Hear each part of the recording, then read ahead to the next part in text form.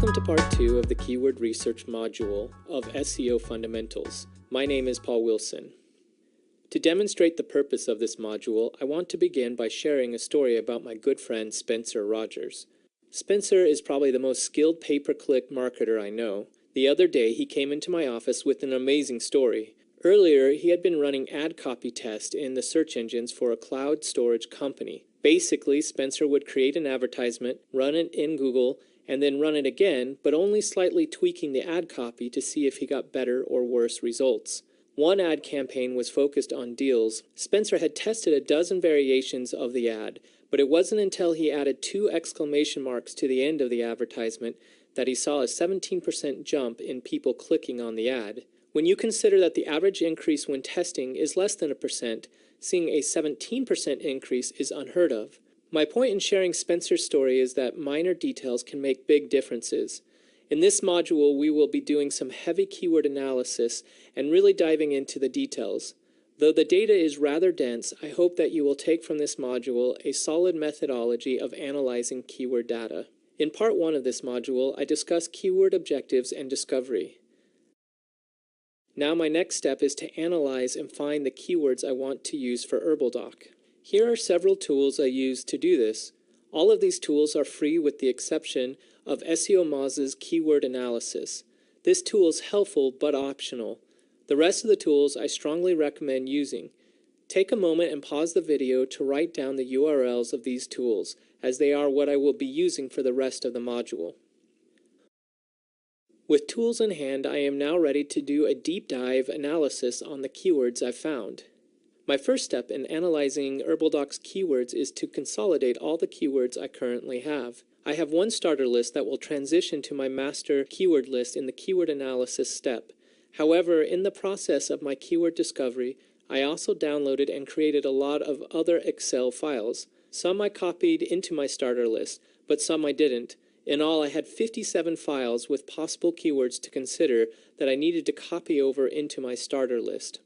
One problem I ran into while compiling all my lists was duplicate keywords. And when you have thousands upon thousands of keywords, you are not going to be able to find the duplicates by hand.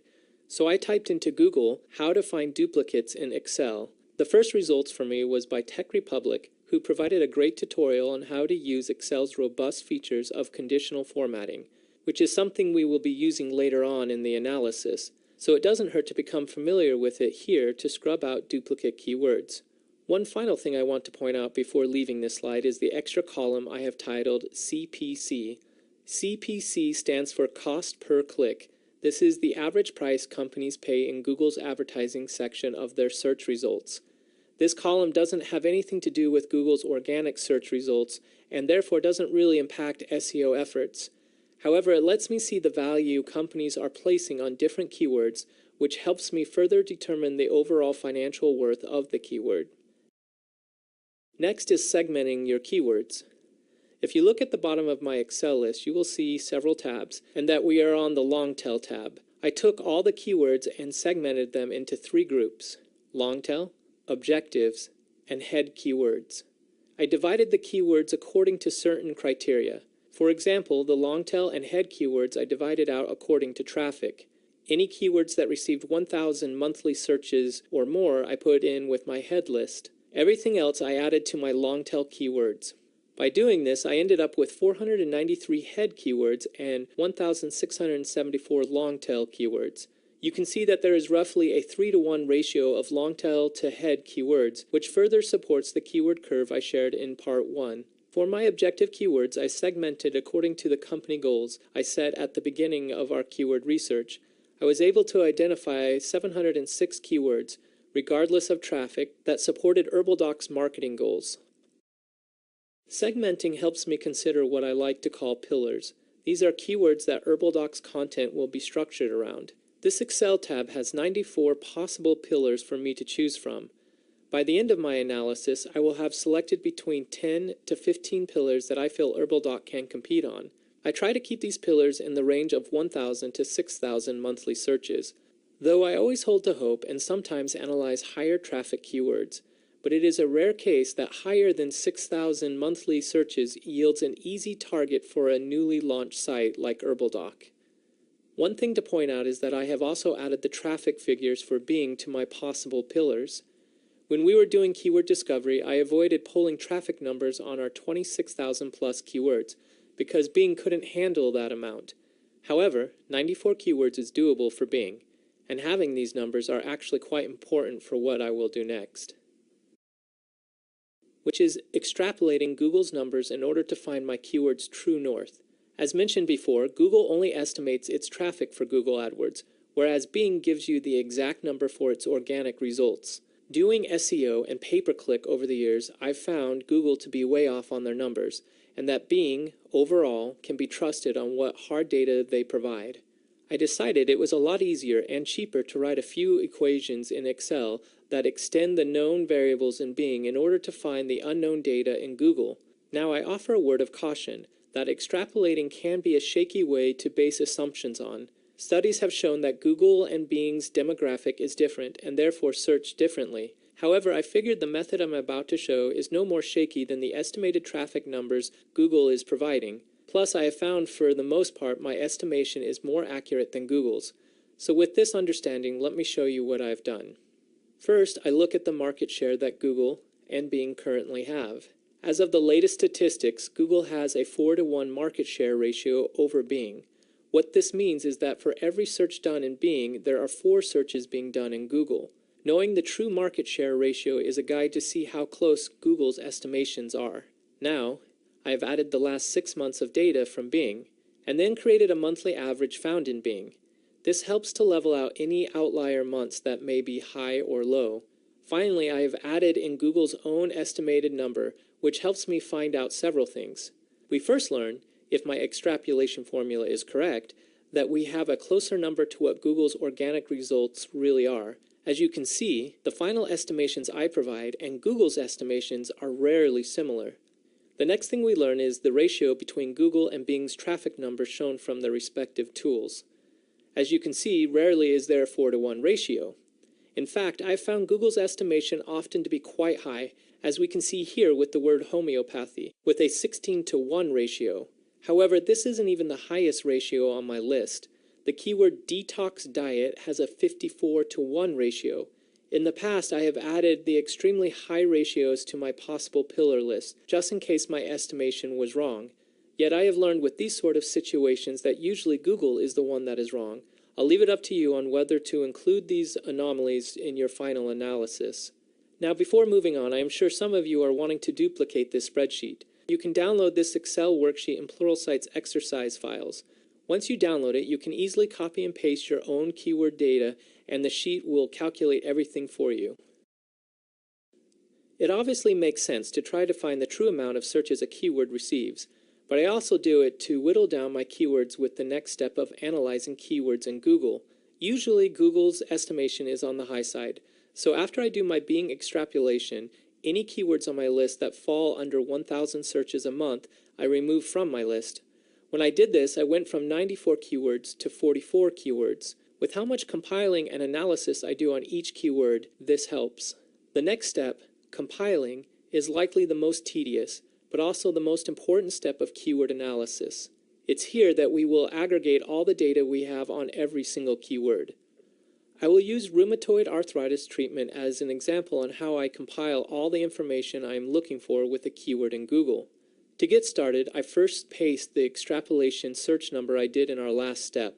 Then I run the keyword through SEO Moz's keyword difficulty tool, which spits out a percentage for me. This is a paid tool, and it is possible to analyze your keywords without it. But let me show you why it will save you some time. When I go to SEO Moz and click on Keyword Tools, I am shown a list of tools that I can use for my different SEO campaigns.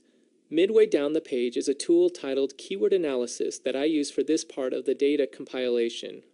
I add in the keyword, select the search engines I am analyzing, Google is the default search engine, select my target country, and run my report.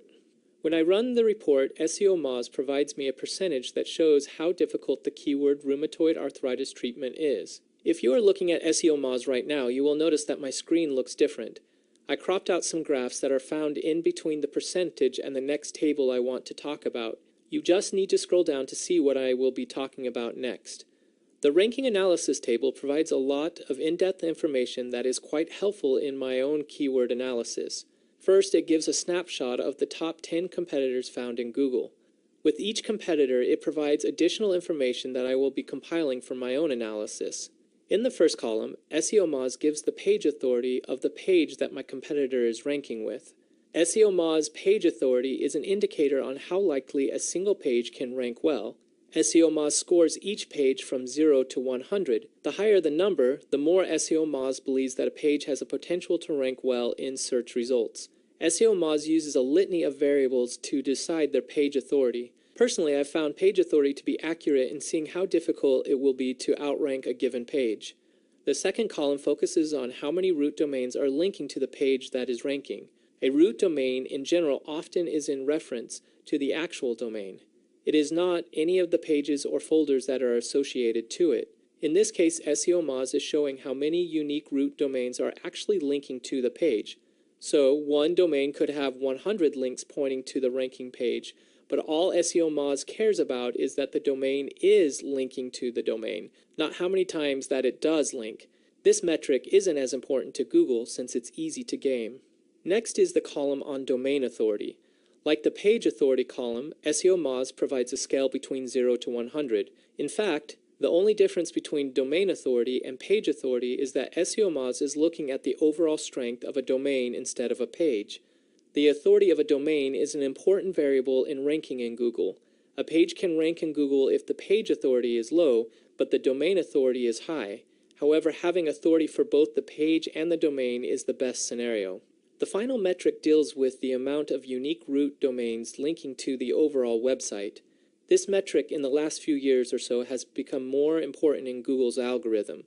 The more unique root domains that are linking to an overall website, and not just one page, the more natural it looks to Google. In the spreadsheet, which I will show shortly, I marked this column as DL, or domain links. It would probably be more clear as UDL, or unique domain links, but they both mean the same thing. All of this information can be exported into an Excel or CSV file, which will help you to quickly compile the information you need into your own spreadsheet. Finally, SEO Moz allows you to do even a deeper analysis on the keywords you are researching. Unfortunately, SEO Moz only gives you 50 monthly total credits, and it takes them at least 24 hours to run the analysis and email you the results. So from SEO Moz's paid keyword tool, we are able to compile the competitor, the page authority, the domain authority, and the unique root domains linking to the domain being analyzed. However, it is possible to get all this information for free. If you go to seomoz.org/SEO-toolbar, you will find that SEO Moz has created something they call Mozbar. Mozbar can be installed as a Mozilla Firefox add-on or a Google Chrome extension that you use with your browser. I use Mozbar all the time with Google Chrome, and when you install it into Google Chrome, you will see a small title icon up in the right-hand corner. When you click on the icon, you will be given a lot of choices. For this exercise, all you need is for the circle next to the Hide SERP overlay to be green, and to be sure that all 4 checkboxes are selected, which is generally done by default. So if I go to Google and type in my keyword rheumatoid arthritis treatment, you will see that I have extra information with each result. All this information comes from the Mozbar. As you can see, all the information that you see here is the same information that you can find in SEO Moz's keyword difficulty tool. However, it does add a little more time gathering this information.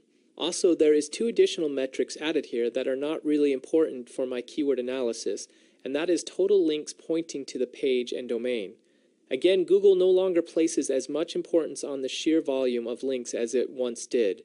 One final note concerning Mozbar is that in order to see the Mozbar information, you will need to have a free account at SEO Moz and be logged in. There is one final piece of information we can pull from SEO Moz, and that is whether or not this competitor is considered a brand.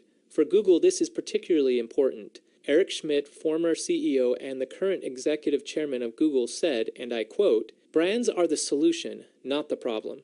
Brands are how you sort out the cesspool." End quote. The cesspool he was referring to was the internet. Apparently, Mr. Schmidt feels strongly that brands are what we are wanting to see when searching. Be this as it may, there really is no clear idea of what Google deems as a brand. However, my rule of thumb is that any site ranking in the top 3 organic spots in Google with over 5,000 unique root domains linking to it is considered a brand. So obviously, with 72,995 root domains linking to mayoclinic.com, Google will see this website as a brand. If the competitor is a brand, I simply put a number 1 in the brand column. If the unique root domains are 4,999 or less, then I add a 0 to show that it is not a brand. One increasingly important factor to Google's organic results is Google+. Even though Google+ isn't the most popular social network, Google has made it abundantly clear that they are incorporating Google+ social signals into the index results. Shared count is a great free tool to look at a URL's social factors.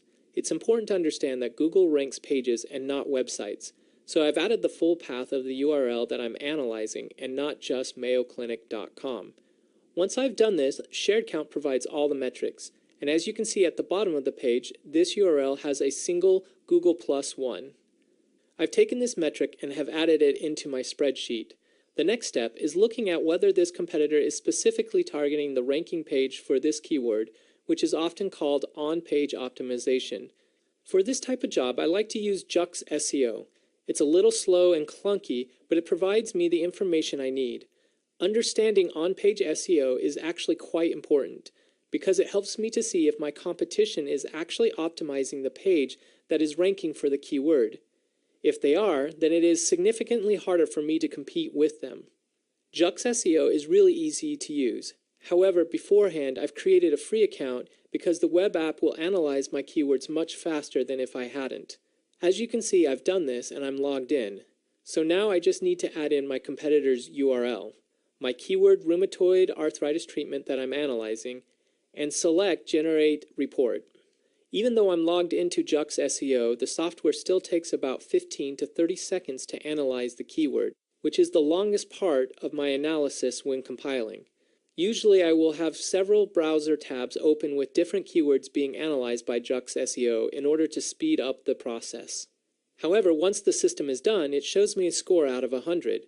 In this case, the Mayo Clinic is 47 out of 100. This personally tells me that the Mayo Clinic isn't optimizing their ranking page for this keyword, which helps me determine if I should still go after rheumatoid arthritis treatment when there is such a formidable foe ranking in the number 1 position. After entering the Jux SEO number, I have finished the stats for the first competitor. In my spreadsheet, I have allocated space for the top 3 organic competitors in Google for each keyword I am considering. I follow the steps I just went through for each competitor. It takes some time, but it is well worth it in the end. After I analyze Google, my next step is to analyze for Bing. Many people have asked me if they should bother with Bing. I have ranked sites in Bing, but I have a personal policy to build for Google first. Bing sometimes will rank the same page as Google does, but overall these two search engines are very different in their ranking requirements. If you aggressively optimize for Bing, you will definitely hurt yourself in Google. Yet the opposite isn't true with Google. And since Google is the 900-pound gorilla in the search engine market, I put my personal efforts there. For those of you, for whatever reason, who want to focus on Bing, these next few slides are for you as we compile the information for the keyword detox your body. I start by adding the traffic the keywords receive from Bing and also the keyword difficulty from SEO Moz. When I do keyword difficulty, I try to remember to change the drop-down from Google to Bing, so not to reanalyze a keyword for Google. After I run the report, I receive the keyword difficulty exclusively for Bing. The next information needed is different from what we collected from Google. Here is the analysis SEO Moz did on Bing. What is important to Bing are links, and more the merrier.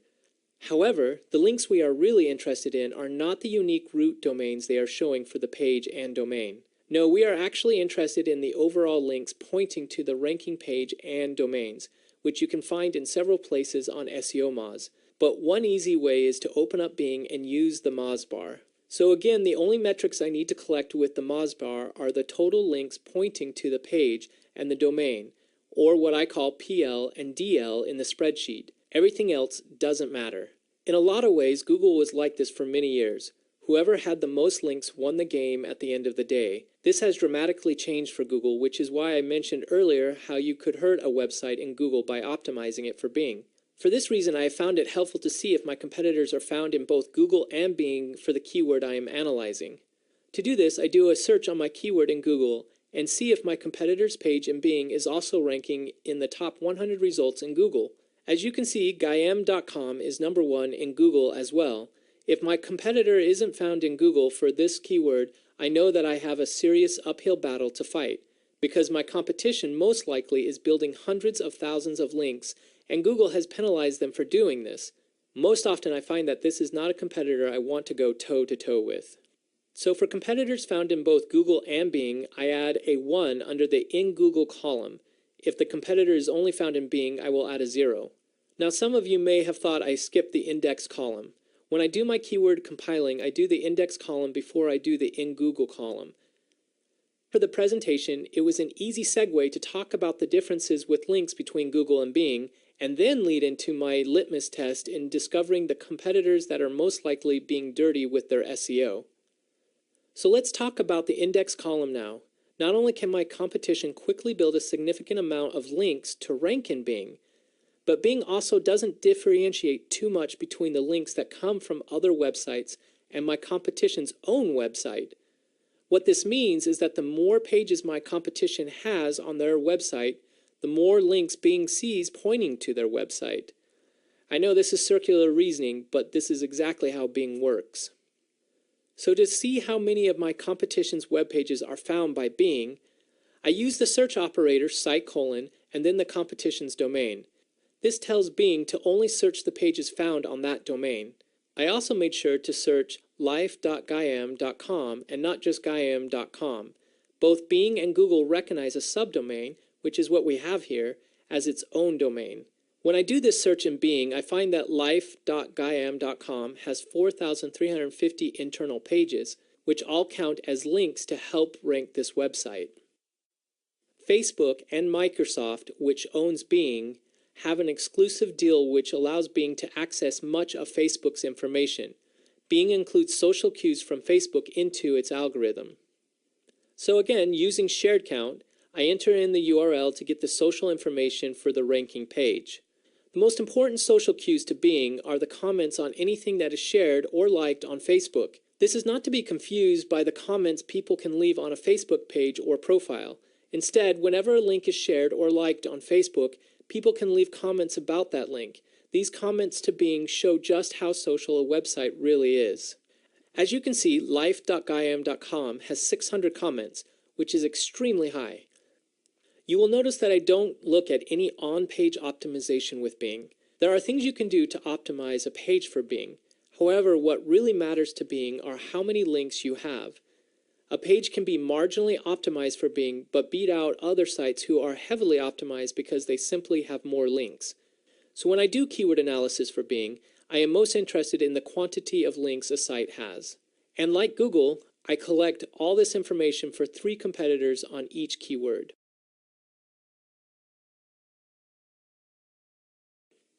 After all this tedious work, I am finally at the step you have been waiting for: analysis. Here's my final spreadsheet for HerbalDoc. You can see that it is rather colorful.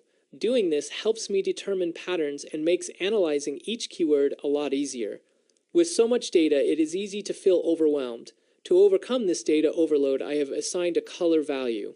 To create this visual feast, I used conditional formatting and created a new rule. I formatted most of my columns with a 3-color rule. I say most because with the columns where I only used 1s and 0s to represent data, I created a 2-color scale instead. With a 3-color scale, green equals good, yellow equals average, and red equals bad. On a 2-color scale, I just leave out the yellow. It's important that when you create the new rule in conditional formatting, that you are highlighting all the columns that are being compared against each other. For example, if you are analyzing the page authority, you will want to highlight the PA column for all 3 competitors. If you do it separately, the value colors will be different, because the column for all competitor 1s may have a low of 51%, whereas the row for all competitor 3s have a low of 21%. Finally, you may have noticed that I have an additional column that I didn't have while compiling the data. The type column shows what type of keyword I'm looking at. Head keywords are a 1, long tail are a 2, and objective keywords are a 3. I've extracted the keywords I've been using as my Google example and shrunk down some of the fields so that I can display all 3 competitors. With Google, I heavily looked at whether brands are ranking in the top position or not. We can see that only the 3rd competitor is not considered a brand. In fact, the page authority, domain authority, and unique root domains are considerably low. The only real advantage that this competitor has is the on-page SEO, which is easier to beat out than the other metrics. Looking at the metrics on the other 2 competitors, it doesn't seem realistic to take the 1st or 2nd position in Google. So now the question lies on whether I'm fine going after the 3rd position for this keyword, which I'm going to have to consider. For Bing, the first thing I do is to take a quick glance at the In Google row. With this keyword, I find that the 2nd competitor is not found in Google for the top 100 results on this keyword. Most likely, this means that for some reason this competitor was penalized for breaking Google's rules. Often this penalty is around link building, and now I need to decide whether I want to compete with this site. If the other 2 competitors were relatively easy to beat, I might still consider the keyword. However, when I look at both, I see that links are in the hundreds of thousands, and in the case of the 3rd competitor, I see millions of links. Due to this, I've decided to opt out for going after this keyword in Bing. So after all this effort, my list consists of 11 head keywords, 18 long tail keywords, and 5 objective keywords. It was definitely a lot of work, but I found some great gems at the same time. And hopefully with all my research, it will help me avoid picking a bad keyword. Again, if you decide that you don't want to build your own spreadsheet from scratch, I have added it to the SEO exercise files on Pluralsight. The spreadsheet is set up exactly how I've demoed it here, including the Bing to Google extrapolation sheet. You can use it out of the box or modify it to your liking. So there you have it. If you follow each of these steps, I can safely say you are finished with keyword research. However, as these ladies know all too well, you really are never done with keyword research. Throughout the different phases of your SEO campaign, I encourage you to continually refine your keyword research. If you are always on the hunt for great keywords, you will find them. To conclude this module, I want to return to my story that I shared at the very beginning. My friend Spencer was able to see a massive gain in his PPC marketing because he paid attention to the data, and he continued to test. Probably the most important takeaway is that keyword analysis is the same way. By allowing the data to make the hard decisions of what keywords to go after, the margin of error will hopefully be less. Even though Google is considered the gold standard when it comes to search, I strongly believe that the keyword traffic data it provides is flawed at best. Though extrapolating the data doesn't solve the issue, it does help provide more data points to consider. Due to the amount of work it is to drive keyword analysis, many of your competitors will overlook great keywords that can drive a lot of traffic. If you do the work, you will definitely be rewarded. Finally, keyword research is truly the foundation of SEO. The more you work at it, the stronger your SEO results will be.